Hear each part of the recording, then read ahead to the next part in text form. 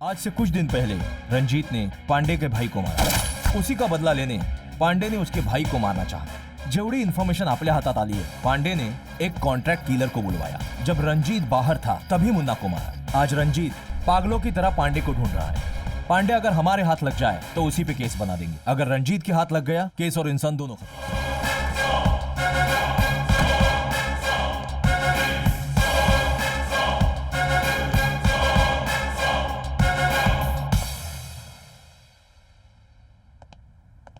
Hello sir. कब mister Vihaan Verma, please बैठो। Thank you sir. तो ऑफिसर, जैसे बताया था तुम्हें 2 इंपॉर्टेंट केस सॉल्व करने हैं और ये रही उनकी डिटेल्स।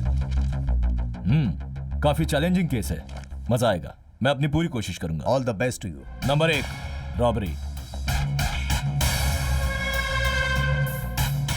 चोरी केलेला बॅगेत 50 लाख होते। सेठ को पैसे मिले उसी दिन चोरी हो गई। इसका मतलब सौदा होने वाला था, उन्हें पता था और उस दिन सेठ को जरूर फॉलो किया गया होगा। 2 संभावनाएं हैं, चोर सेठ को जानता था या उसके घर के पास रहता था। पहले पेमेंट होने तक वेट किया, फिर प्लान बनाया, फिर एक आदमी या फिर 2 लोगों को या फिर 3 लोगों को शामिल किया। सेठ के घर में जाने के लिए एक ही एंट्रेंस है, लेकिन उस सड़क पर सीसी कैमरा नहीं और कॉलोनी के एंट्रेंस पे 2 कैमरे हैं। चोरी रात को 1 से 4 के बीच हुई है, इसीलिए उस पूरी रात की रिकॉर्डेड सीसीटीवी फुटेज हमें चाहिए। जो भी शक करने लायक लोग दिखे उन्हें मार्क कर देना। हेलो राजू जी, सेठ के घर से जो 50 लाख लूटे कहाँ रखे हैं? कौन से 50 लाख और कौन हो तुम? मुझे जानने की जरूरत नहीं, सवाल का जवाब देना तेरा काम है, पुलिस का नहीं। सर, मैं चोरी क्यों करूंगा सर? मुझे चोरी करने की कोई जरूरत नहीं है सर। अच्छे एक्टर हो तुम। रात के 1 बजे के करीब सेठ के कॉलोनी में बैग के साथ ये तुम ही थे ना? सर, वो बैग मेरा ही है। वो बैग यहाँ पे रखा हुआ है सर, देखिए। वो बैग मैं अपने साथ ले गया था। दरअसल उस रात को सर, प्रिया, मैं तुम्हारे घर के सामने खड़ा हूं प्रिया। मैंने कहा था ना कि पैसों की फिक्र मत करना तुम। हमारे घर वाले कभी नहीं मानेंगे, तुम जल्दी से बाहर आ जाओ। ए प्रिया, कहाँ जा रही हो? समाज में नाक कटवा के रहोगी तुम। अंदर चलो। चलो प्रिया, तू वही रो।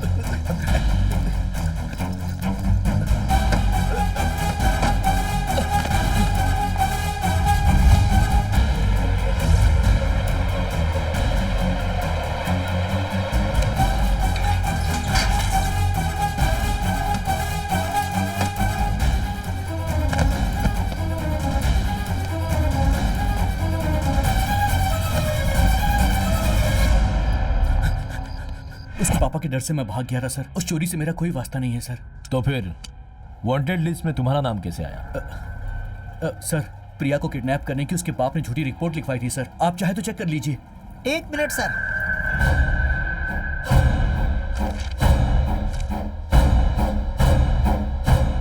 हाँ सर, उसने किडनैपिंग की कोशिश की, यही रिपोर्ट में लिखा है सर। Okay mister Raju. जी सर। हमारी गलती थी, आपको हमने डिस्टर्ब किया। कोई बात नहीं सर। सॉरी तो नहीं कहूंगा, इट्स माई ड्यूटी।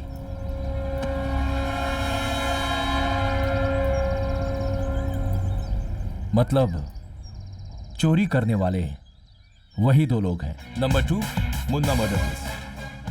आज से कुछ दिन पहले रंजीत ने पांडे के भाई को मारा। उसी का बदला लेने पांडे ने उसके भाई को मारना चाहा। जेवढी इन्फॉर्मेशन आपल्या हातात आली है, पांडे ने एक कॉन्ट्रैक्ट किलर को बुलवाया। जब रंजीत बाहर था तभी मुन्ना को मारा। आज रंजीत पागलों की तरह पांडे को ढूंढ रहा है। पांडे अगर हमारे हाथ लग जाए तो उसी पे केस बना देंगे। अगर रंजीत के हाथ लग गया, केस और इंसान दोनों खत्म।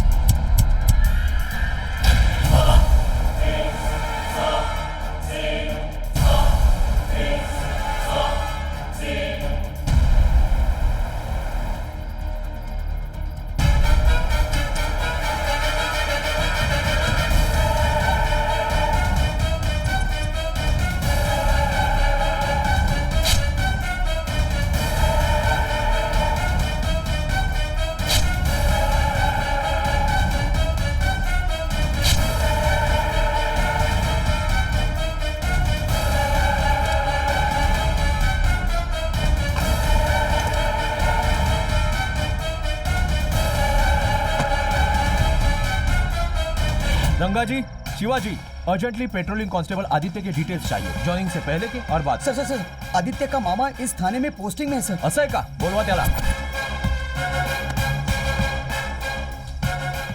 तुम्ही आदित्यचे मामा आहात? जी सर. ओके. बताइए, आदित्य के पर्सनल और प्रोफेशनल लाइफ में किसी से कोई रंजिश या दुश्मनी? क्या बात है सर? घबराने की जरूरत नहीं, बस थोड़ा इन्फॉर्मेशन चाहिए था. आप जो पूछ रहे हैं वो आदित्य के स्वभाव से मेल नहीं खाता सर. किसी से लड़ाई या दुश्मनी उसके स्वभाव में नहीं है सर. बहुत इमोशनल है वो. अभी 3 महीने पहले उसके पिता की मौत एक्सीडेंट पे हो गई. पिताजी की जगह पर उसे ये नौकरी मिली. एक्सीडेंट? और वो कैसे हुआ था? ड्यूटी से घर जाते समय एक अनजान गाड़ी से टकराकर उनकी मौत हो गई सर. ठीक है. पिछले 15-20 दिनों में आदित्य के स्वभाव में कुछ खास बदलाव हुए या फिर कोई और चीज, मतलब उसकी बातें या बिहेवियर में कुछ अजीब हरकतें? अब सर, जिस दिन मुन्ना का खून हुआ था, हो, आदित्य ने एक बैग खो दिया था. वो बैग पेट्रोलिंग कार में था. अच्छा. एक रात पहले ही मैंने खुद अपने हाथों से ही उसे बैग दिया था. फिर जब अगले दिन मैंने उसे उस बैग में से एक फाइल थाने में पहुंचाने को कहा तो उसे बैग के बारे में कुछ याद नहीं था. वो कुछ टेंशन में था. उसकी बातें मुझे अजीब सी लग रही थी sir. Okay, thank you. Okay sir. भिखारी का कहना है आदित्य ने पैसों का बैग उसे दिया था और आदित्य उसे वापस लेने नहीं आया. अब आदित्य के मामा का कहना है कि उन्होंने एक बैग दिया, लेकिन आदित्य को यह भी याद नहीं. थोड़ा उल्टा थोड़ा पुल्टा. वो चोरी का बैग हाथ में लग जाए तो चोरी का कोई सबूत मिल जाए, और शायद मर्डर का भी. बस एक बात का कंफ्यूजन है जो सिर्फ आदित्य क्लियर कर सकता है, कोई और नहीं.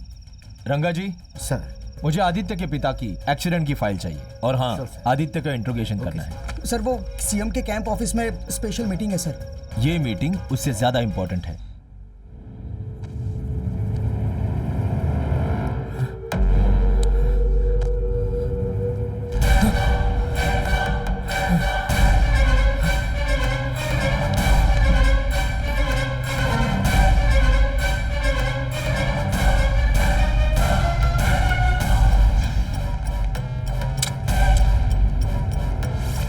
तुझे रंगे हाथ पकड़ा है.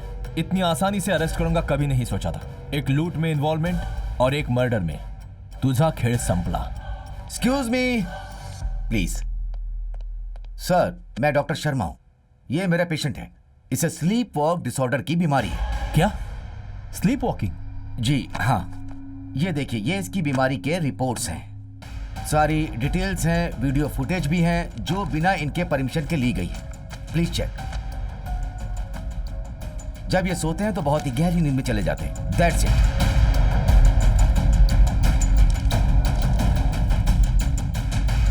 सर, ये है मेन सबूत.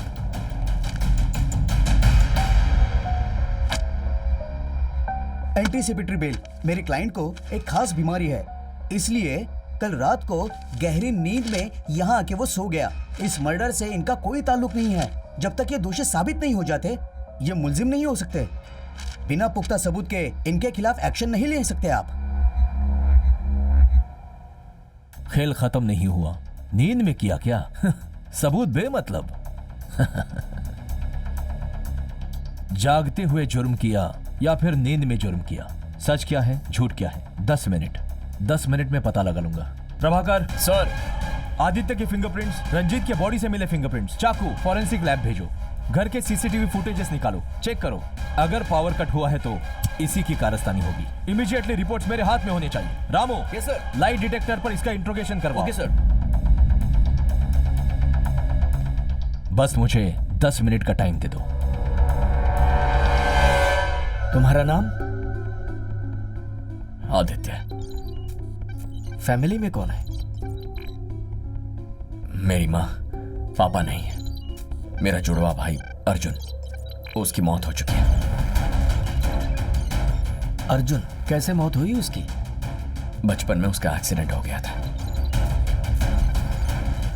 तुम्हें नींद में चलने की बीमारी है?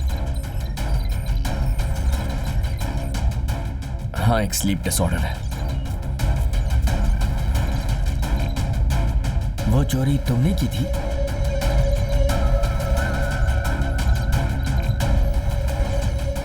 नहीं, कोई चोरी नहीं की. नींद में एक बैग मिल गया था, मैं उसे वहीं रोड पर छोड़ा है। मुन्ना का मर्डर वो तुमने किया? मैंने मुन्ना का मर्डर नहीं किया। क्या कर रहे थे वहां? नाइट ड्यूटी पेट्रोलिंग कर रहा था। रंजीत का कत्ल तुमने किया?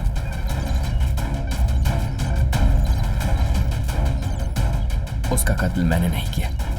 उसके घर में मैं नींद में चलकर पहुंचा था। ओके। कोई गड़बड़?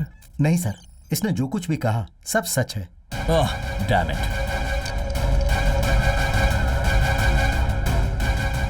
सर, लैब रिपोर्ट्स आ गई हैं सर।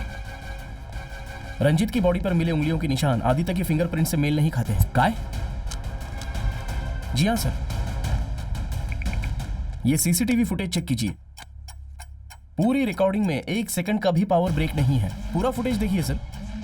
आदित्य नींद में चलते हुए इसके घर आकर सो गया।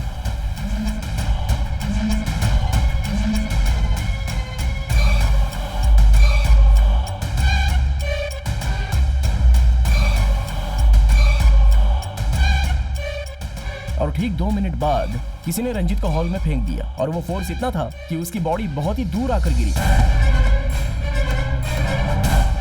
बालकनी में सीसीटीवी कैमरा ना होने की वजह से कातिल की शक्ल रिकॉर्ड नहीं हो पाई सर।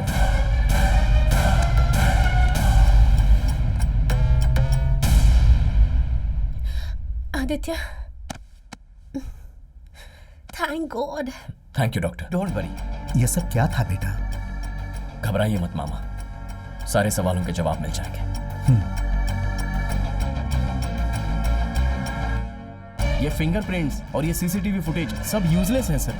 बात कुछ और ही है। इस मर्डर में आदित्य का हाथ बिल्कुल नहीं है, ये बात तो पूरी तरह से क्लियर हो गई है सर। और बाकी दोनों केसेस में भी उसके खिलाफ एक भी सबूत या गवाह नहीं है।